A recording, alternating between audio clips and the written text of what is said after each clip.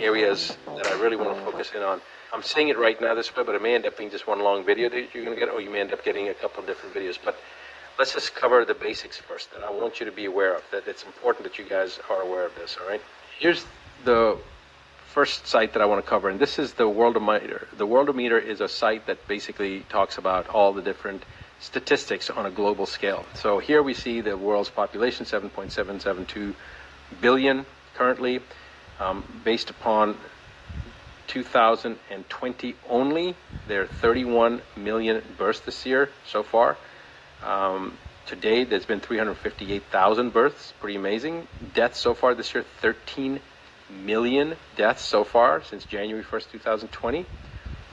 Net population has increased by 18 million, meaning that the number of people that have died from whatever, and then you take the number of people that have been born, and you take the number of people born, subtract from that how many people died. We have had a net gain population of 18 million people so far this year. And they measure all sorts of different things: public health care, expenditure, society, media, environment, food, water, energy. Let's look at health. 2,876,688 people that have died this year so far in the first 3 months. And today's March 21st, 2020. So we haven't even hit the first quarter of this year so far, but still we've had 2.876 million people that have died of communicable diseases. So far this year, we've had 107,000 deaths due to the seasonal flu. We've had 1.68 million deaths of children under the age of 5.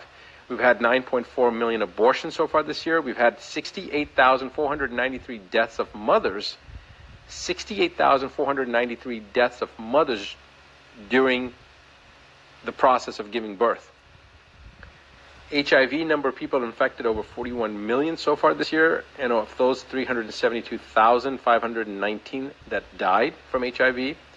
We've had over 1 1,819,000, almost 1,820,000 deaths from cancer alone so far this year. All right? And this is something that I've talked a lot about. Like, if you're worried about coronavirus, why aren't you worried about cancer? Because your incidence of getting cancer in at least North America is 1 out of 2 men and 1 out of 3 women will get cancer sometimes in their life. That's what the statistics are. So why are you worried about that COVID-19 issue when you should be more worried about the cancer? Because the chances of you getting the cancer are a hell of a lot higher than of getting COVID-19. But again, people are freaking out about this. But I think that's based upon the hysteria that's been promoted by the government and by the powers that be. And of course, people are going to blame me for being irresponsible by saying that, I'm promoting and downplaying this serious issue. Nobody's saying that people haven't died from the coronavirus, okay? I'm saying, wait a second, let's look at the numbers. And wait and see what the numbers are, and wait to see this video, and then you can pass judgment. I'm not here to say do X or do Y. I'm here just to show you the facts and then let you determine. If you think it warrants the type of mass mobilization that they've done, the government's done, then fine, participate in it. But there's something very, very suspect, and you will know that in less than 2 minutes, because I'm going to first talk about the number of deaths. Because the number of people that died of coronavirus compared to the number of people that have died from other sources to do with health in the world since January 1st, 2020 is less than 0.1%.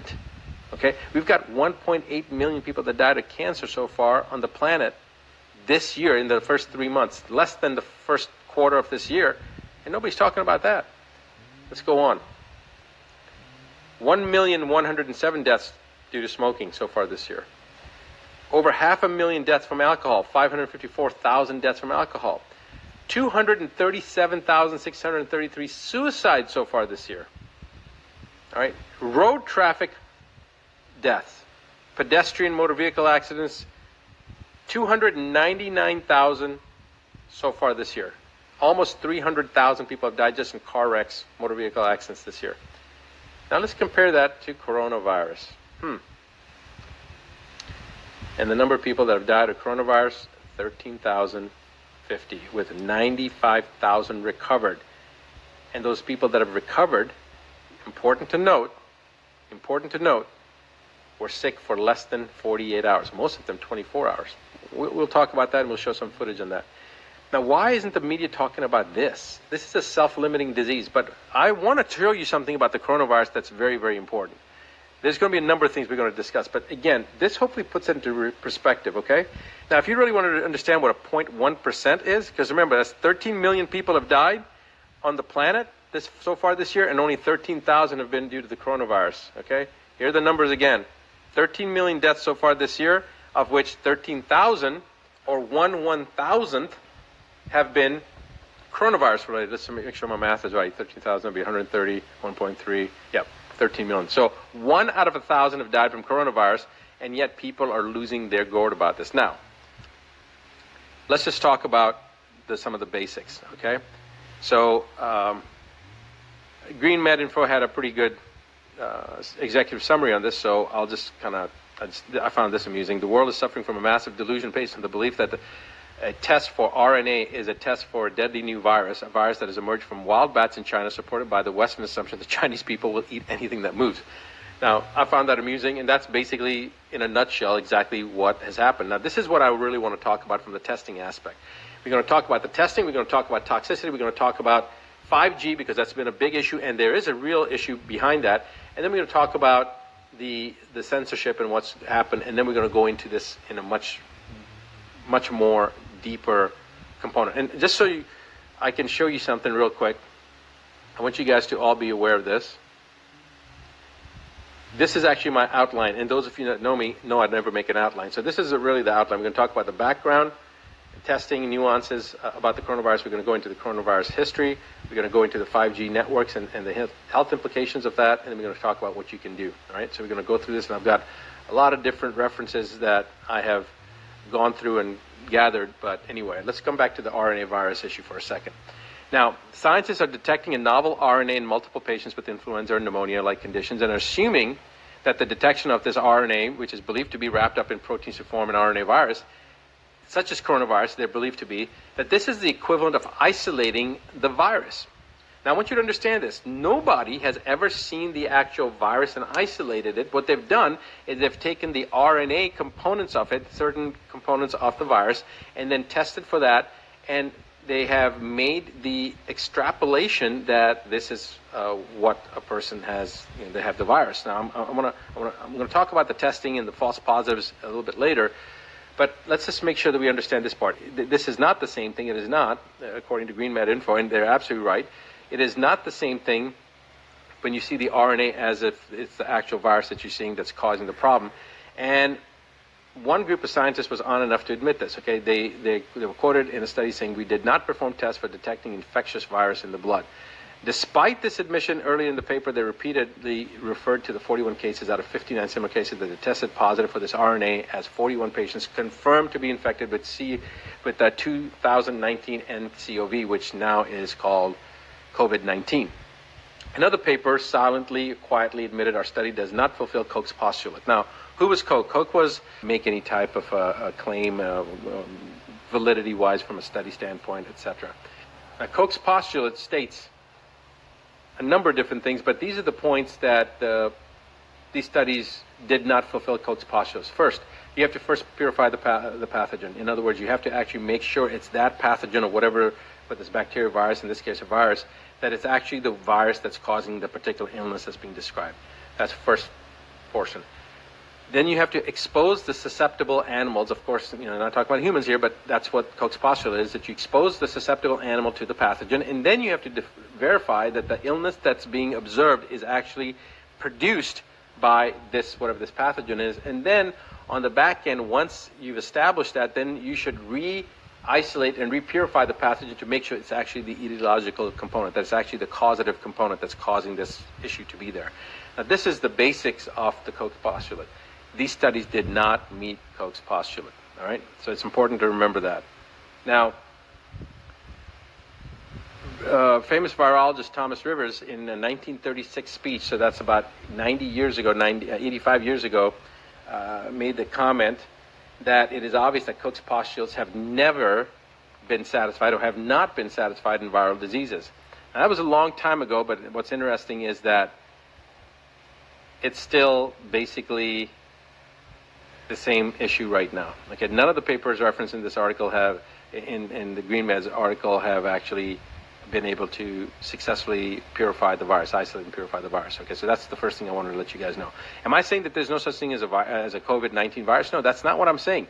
And yes, there are people that have died from it, but I'm going to talk about some of the things, there's such a thing as a placebo, everybody knows it, but there's also such a thing as a nocebo, which is basically the opposite of a placebo. If you think something's going to cause a problem, it's going to cause a problem.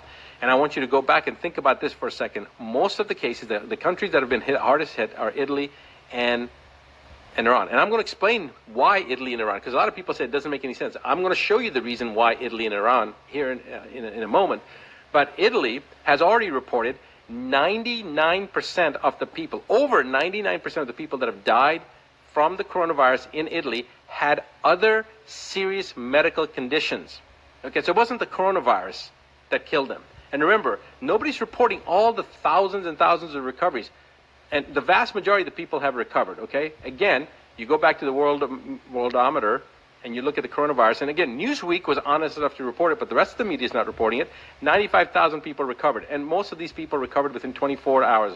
Very few lasted 48 hours. Most people were back to their fighting strength within 72 hours. Okay, so again, nocebo, what is nocebo? If you think it's going to happen and you create that thought and process, then you make it happen. So placebo is thinking that something's going to help you, even though it has no actual components that are going to make you better, but you think it's going to make you better and it gets better. And so people poo-poo that and say, that's not valid because it's only placebo. Well, why isn't it valid? I don't care what got the person better, because if it's placebo, if they believed that they could get better and they got better, then we should be harnessing that power. We shouldn't be ridiculing it and minimizing it. We should be embracing it and promoting it and learning how to harness the power of placebo so we can help more people.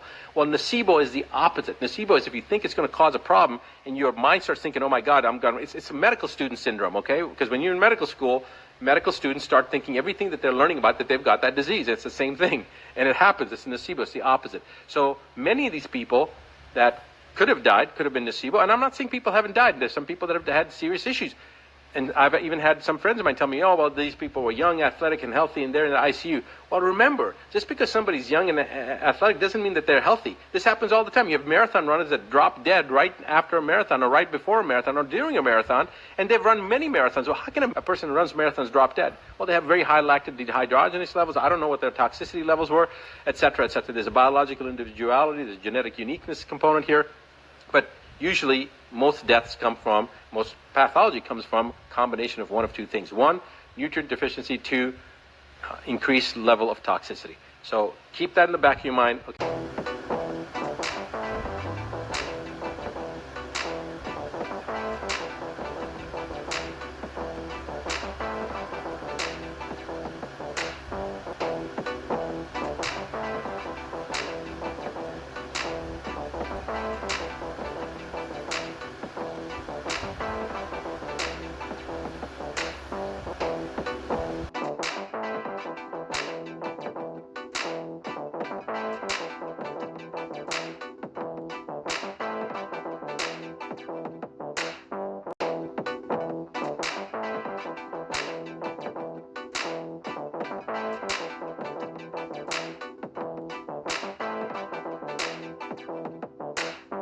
We have before us the opportunity to forge for ourselves and for future generations a new world order, a world where the rule of law, not the law of the jungle, governs the conduct of nations. When we are successful, and we will be, we have a real chance at this new world order, an order in which a credible United Nations can use its peacekeeping role to fulfill the promise and vision of the UN's founders. What is at stake is more than one small country. It is a big idea, a new world order, where diverse nations are drawn together in common cause to achieve the universal aspirations of mankind: peace and security, freedom, and the rule of law. Out of these troubled times, our fifth objective, a new world order, can emerge. Now we can see a new world coming into view. A world in which there is a very real prospect of a new world order. The Council on Foreign Relations, known as the CFR, an organization publicly sworn to destroy American national sovereignty and usher in a tyrannical world police state, could not contain their glee on September 12th, the day after the tragic attack. They announced their New World Order. There is a chance for the President of the United States to use this disaster to carry out what his father, a phrase his father used, I think, only once, and hasn't been used since, and that is a new